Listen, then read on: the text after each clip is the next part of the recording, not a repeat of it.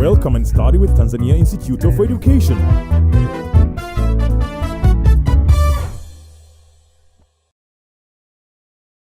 Hello, dear student. Welcome to Geography Subject E. My name is Emmanuel Stanislaus from Tanzania Institute of Education. We'll be discussing about research data, the lesson of today.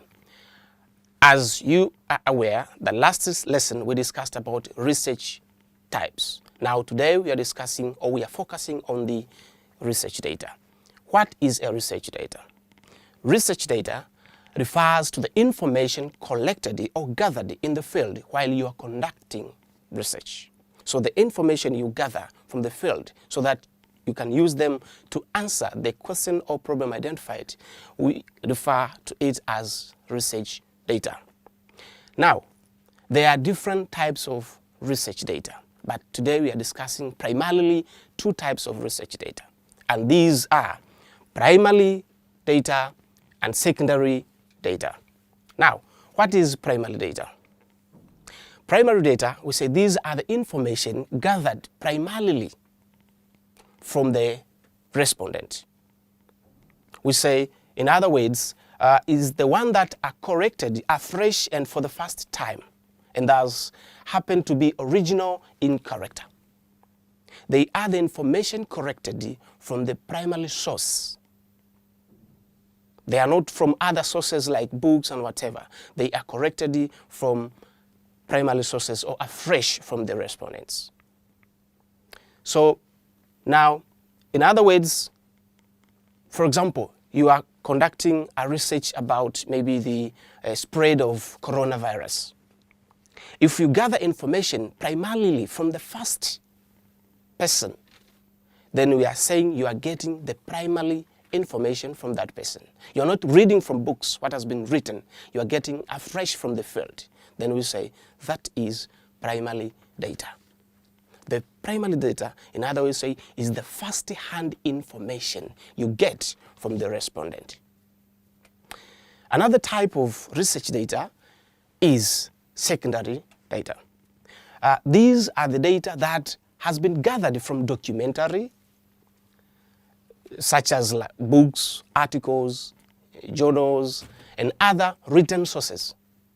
In other words, we say secondary data. These are research data gathered from the sources that has been already prepared or corrected already. The data that are found in books, in magazines, in maybe WHO reports, and national census reports, and other written or already made written sources. So all the information we gather from all these sources, we say they are referred to as secondary data. Now, do you know about field research? And how can you differentiate between a field research and research? Okay, it's very simple. Let's have a look. We say field research refers to the type of research where the researcher corrects the data physically from the field. That's why we call it field research. You as a researcher, you have to go physically in the field and conduct your study. If you are studying about maybe the types of climates in a certain region, you have to go physically. Not reading from the books or whatever. You have to go physically and correct the data from the field originally. So that kind of study, we call it field research. Okay, we can now continue and have a look on the more elements of field research. Why do we need or why do we emphasize much on field research? There are some advantages of conducting field research. Field research, we say, it allows researchers to gain first-hand experience. You know, if you go by yourself in the field, we are pretty sure that you will get the first-hand information. You will get the primary data. You will not be told by another person that, you know, there's this and this and this. No, you will get it afresh from the field. So it's very important as you can get the first-hand experience and knowledge about the people, about events, and processes that they study. We say it also shows the relationship between man and his environment. You know, if you go into the field, my dear student, it's very easy for you to interact with the nature or with the environment found in that area. So you'll get the link between you and the environment in which or on which you want to correct the information. So that is also another importance or advantage of conducting the field research. But in field research, we say it shows the scientific approach to geographical problems, such as overpopulation, migration, and waste mismanagement, or water and waste mismanagement. Yes, it's very true. Another advantage is that field research provides practical knowledge to students through selection, observing, reporting, and presenting geographical data from the field. It gives you practical knowledge.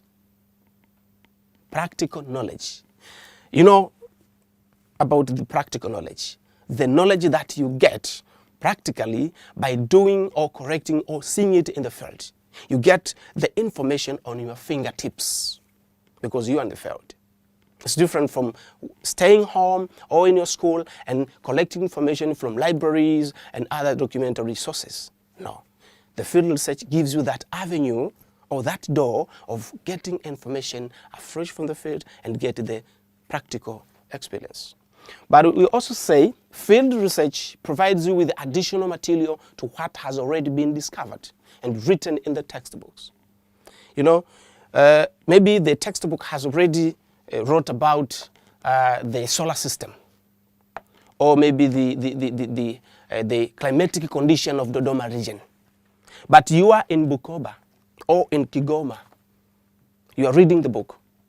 You'll only get the information that is written in the book. But if you travel and go to Dodoma and do that study by yourself, you'll get this advantage we are saying here. You'll get additional information or materials on that particular problem or issue that has been documented in the book. So it's very nice and advisable for you to go in the field and conduct a study by yourself. So another importance or advantage of field research, we say it creates peace and harmony when the sources and causes of some problems are researched. It gives you peace and harmony of not believing so much or remaining only with what is in the books, but you go practically to study by yourself in the first area or in the field. So there are so many importance of, advantages of conducting field research, and you can see it accelerates socio-economic development. For example, the researched soil promote agricultural development. If you go and test maybe the soil pH, the characteristics of soil, the porosity and whatever, you can get to know the different uses that can be applied on the soil, and then hence you come up with a very conclusive remark on what type of agricultural activity or economic activity can be carried on that particular soil. So it's very important to conduct this kind of research. Yeah, as we have seen, there are some advantages of field research. Now let's continue. It promotes also thinking of you as a researcher. But on the other side, my dear student, we say there are also disadvantages of field research. Now, some of the disadvantages of field research include the following. Is suitable process when students are scientifically oriented, but when they are not, it is difficult to carry that kind of research. If you are well oriented on how to conduct it, it is very good. But if you have not received any kind of orientation or direction, you can end up by failing. So that's one of the disadvantages. But also, we say it consumes a lot of time. It's time consuming. You needed to travel to go to that particular place. You needed to gather some gadgets or some materials to go with. So if you don't have maybe the budget for that travel, then you want to be able to conduct that kind of research. But also, you need to have time frame to conduct that kind of research. It's different You can't set the same time like reading book and conducting or traveling to do certain kind of study. So it's time consuming. But also another disadvantage, it is risky undertaking, especially where you are going in the area where people don't know you. And you want to research something about those people or that society. So sometimes it's very dangerous and you have to be very, very much careful. But field research, we say, may create conflict due to cultural barriers. You are going, for example, to study about the culture of the Maasai tribe or the Haya tribe. And you are not from that tribe. So if you don't know the cultural taboos of that particular tribe, you might find yourself violating some of their basic cultural practices. So for them, they won't bear with you. So you can come up with a conflict and then, so sometimes it's not very, very good to conduct this kind of research if you are not aware with all the taboos and cultural practices of those people. But we also say sometimes the researchers are fed with false information. You don't know what, if the information you are getting from these people is correct or is right or wrong. So sometimes they can feed you with wrong information, but who knows if whatever they are giving you is right or wrong. So it depends on the participants you've engaged. If they are very truthful, they'll give you very truthful information. But if they are not, then you'll get wrong information. So you have to be very careful on analyzing the information so that you get the correct information. So after seeing the disadvantage of the field research, let's have a look on the challenges facing field research. Challenges. What are the challenges? I know you might be thinking of the challenges as you have seen the disadvantages of this type of research. But some of them include inadequate funds. As you have seen, you have to travel and do this and this. So if you don't have enough money, my dear student, it is very disadvantageous for you to conduct this kind of research, and this is one of the challenges. So you need to have enough money. But also, inadequate research expertise. You need to be very expert in doing this kind of research because you are going to engage with a very different maybe population which you've not used it to. So you need to have all the techniques and methods of engaging with those people, gathering information from them, soliciting some information, asking them very technical questions so that you get them in all corners and they give you the appropriate information you want. So it needs enough expertise. We also say sometimes the language barrier and poor participation of the respondents, sometimes it might face you, but not only that, but limited time to accomplish your task. You know, you need enough time, but again, there always no enough time. So in the area of time is sometimes very challenging. Now, let us see the stages of conducting research. After we have seen all the disadvantages and challenges facing field research, now it's about stages of conducting research. I know you have studied in different subjects, some stages of conducting different activities. Now here we are focusing on stages included in conducting research. There are several stages, but these are very basic that you must understand. The first stage is formulation of a research problem. Others call it identification of research problem. You must identify research problem so that you can conduct research on that type of title or problem. No problem, no research. Second stage is literature review. After you have identified your problem, you have to go in and read books and other written sources like journals, magazines, newspapers, and other sources that are written so that to get information more on the problem you have identified or formulated. Third stage is about formulation of hypothesis. After you have reviewed your literatures and come up with maybe some information about the problem, now you have to put forward a tentative prediction of the results or of the relationship. That if this problem is like this, then this might be the cause or this might be the reasons. Or if this is like this, then so you have to establish that relationship, of which we call it a hypothesis. After you have developed or formulated the hypothesis, then you fall another stage that is pre-survey reconnaissance. This refers to like, okay, visiting the area or the place you want to conduct your research. If it's field research, you have to go before and see the place and go, okay, so know exactly some population characteristics that you will involve during the correction of data. Another stage, or the fifth stage, is research design. You have already put down your hypothesis, then you design your research. You say, okay, I will use this type, my research will be conducted in this way, I will use this population, I will use this research and whatever. So all these we say is like designing your research, referring to the hypothesis and the literature review you've done and the problem you've identified. The sixth stage is data collection.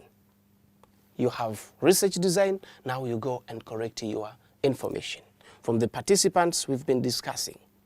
From the sample or whatever you have said, then you correct information from them. Stage number 7 is analysis of data. You've corrected your data, so what? What next is to analyze the information of the data you've gathered. Stage number 8 is hypothesis testing. You know, you formulated the hypothesis. Then it reaches a point where you have to test the hypothesis to see if it fitted on what you've tentatively predicted. So after testing the hypothesis, you generalize and interpret the information. So generalization and interpretation of your findings. You interpret, you generalize, like, okay, if this and therefore this will be, so you just rate your information to the interpretation, and so that you can go to the last stage, that is presentation of the results and report writing. After you have interpreted the information, you present them using different geographical methods like graphs or charts or whatever. And then from there you draw your conclusion. And then you finally put down a report that, okay, this is the research and this is the report. Therefore, this is what I have found out. So these are 10 basic stages of conducting research. Now, in this lesson, we are going to focus on the first 3 or 2. Then we'll see if time will allow, we'll go to 3 stages. The first stage is formulation of research problem. Don't think of big things. Just focus on this in a very simple way. It is about developing or identifying or selecting the title of your research, the topic you want to study about. We are saying a research problem is a statement about an area of concern, a condition to be improved, a difficulty to be eliminated, or a troubling question that exists in scholarly literature, in theory or in practice, that points the need for meaningful understanding and deliberate investigation. In short, we say the research problem is the issue that you have identified you want to conduct research so that you get answers for that. So we can say in identifying research problem, you have to define your problem. Okay, you don't just say, okay, this is my research title, this is my research topic, this is the issue I want to start about. You identify it and define it. Put it in a very clear and understandable way. so that it can be easily understood by yourself and by even the people you are going to engage with during data collection. So that is what we call defining or clarifying your research problem. In other words, we say defining the research problem is the step that drives the scientific process. It is the foundation of research design. From true experiment, you conduct some experiment if necessary, so that you get exactly the focus of your research. So this removes you, or just pull you from having a lot of issues to concentrate and focus on one specific area. So that is narrowing down your area of interest. So that is what we call defining research problem. Now, when defining research problem, the following aspects should be observed. You must observe the following aspects. There should be things like technical terms and words or phrases that you want to include in your research. You must be very, very careful with these technical terms and words. But also, you have the basic assumption relating to the research problem should be clearly stated. Basic assumptions. The hypothesis you want maybe to formulate should be very clear from the very beginning. So after clarifying the terms and words or phrases with a special meaning, then you have to make sure that the assumptions are clearly stated. But also, the suitability of the time period and source of data should be considered. The relationship between the type of data you want to collect and the time frame you've put forward, you also have to consider all these so that you get exactly good research title as possible. But also you have to consider the scope of the investigation or limits within which the problem is to be studied. How far do you want to study your problem? So you must be very careful with the scope of your problem. How far do you want to reach? How far do you want to go? So my dear student, watch that also. Now, steps in developing a research problem. There are many steps. We say these 4 steps: statement of the problem, understanding the origin and nature of the problem, surveying the available literature, and rephrasing the problem in specific terms and operation manner are very important in conducting research. You have to be very careful with them. Now, my dear student, I would like to introduce you also to the characteristics of a good research problem. We have said that, okay, we have to pick the research problem, but what are the qualities? What are the characteristics of a good research problem? They include the following. It should be very clear. It should be clear. By clear, you should understand your research problem. It shouldn't have a lot of words, very simple and clear. It should be stated in simple language that even me, I can understand. You don't just set a question or a title or a topic that even yourself you don't understand. So it should be very simple, presented in a simple language that I can easily understand and you can easily understand. It should be specific, that is clearly related to the intention of the research, that is focused. Your research title should be focused, related to the topic you want to study about. Another characteristic is it should not be too new to get reliable sources of information. Don't look for abstract and new issues.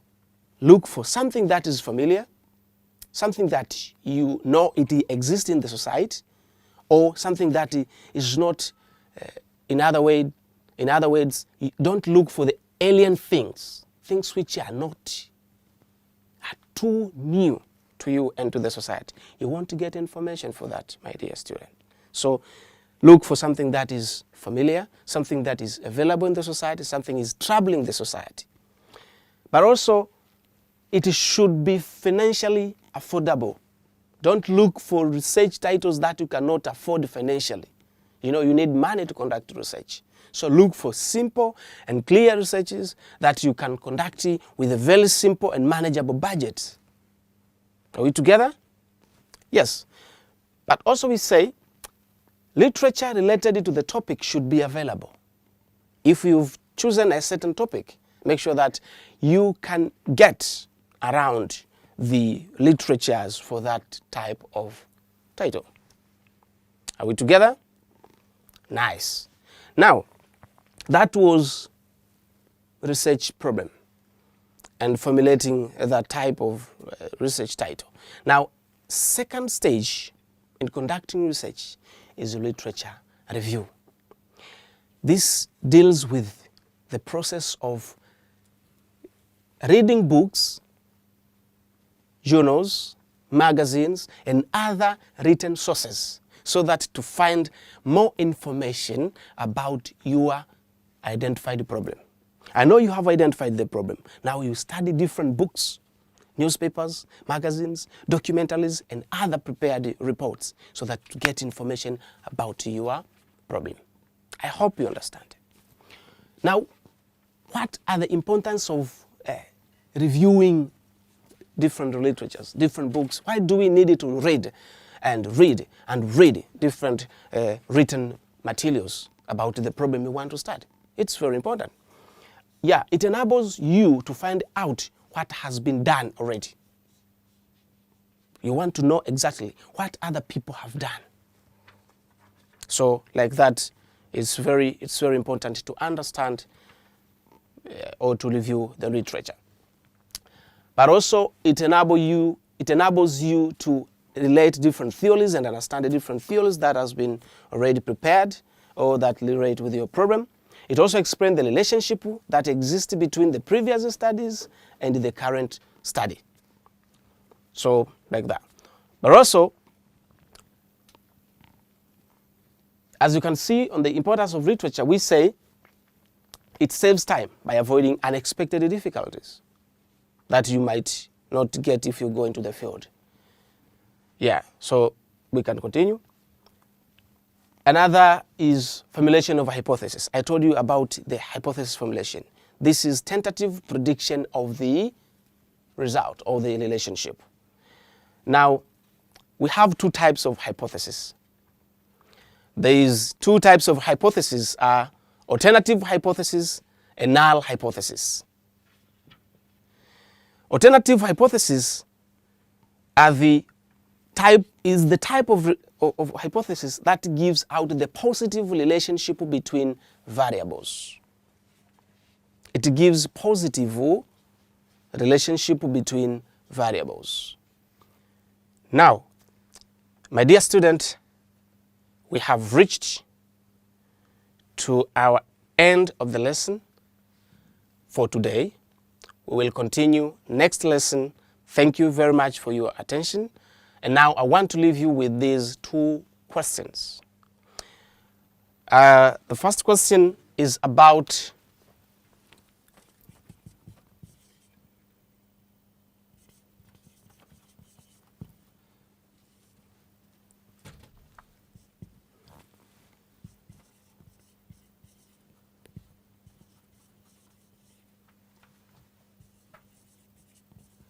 briefly describe the stages of conducting research, and two is what are the characteristics